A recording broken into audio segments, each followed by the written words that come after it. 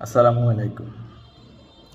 সান academy থেকে 3 মাসে আমরা বাংলা ইংরেজি কোর্স কমপ্লিট করাই, তাই না?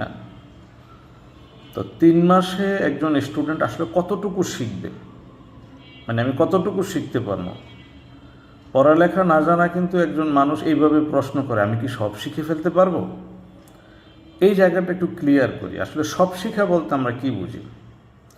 বাংলা বা ইংরেজি সাবজেক্টের উপর মানুষের জানার কি কোনো শেষ আছে? ধরেন একজন মানুষ বাংলাদেশে 1 থেকে MA পর্যন্ত পড়াশোনা করছে, তিনি সেখানে কি বাংলা পড়ে নাই? পড়েছে।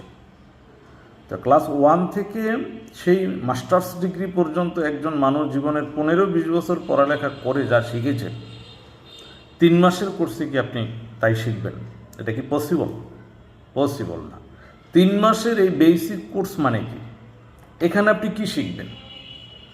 আপনি যেই মানুষটা আসলে বাংলা অক্ষরই চিনেন না, পড়তেও পারেন না, লিখতেও পারেন না, একটা কাগজের মধ্যে কি লেখা আছে, আপনার সুনোর প্যাকেটটার উপরে কি লেখা আছে, আপনার ঔষধের কাগজটার উপরে কি লেখা আছে, আপনি কিছুই পড়তে পারেন না, এক কলম লিখতেও পারেন না।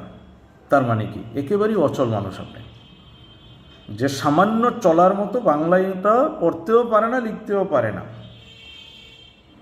এই সমস্যাটা আপনার জীবন থেকে দূর হবে এই 3 মাসের কোর্সে। অর্থাৎ আপনি যে একেবারে গণ্ড মূর্খ, লোকে যে আপনাকে গালি দেয়, আপনি অক্ষরই চিনেন না, আপনি নিরক্ষর, এই কথাটা আর কেউ বলতে পারবে না। এই সমস্যাটা আপনার সমাধান ইনশাল্লাহ 3 মাসের কোর্সে সান একাডেমির সাথে হবে। আশা করি বুঝতে পেরেছেন।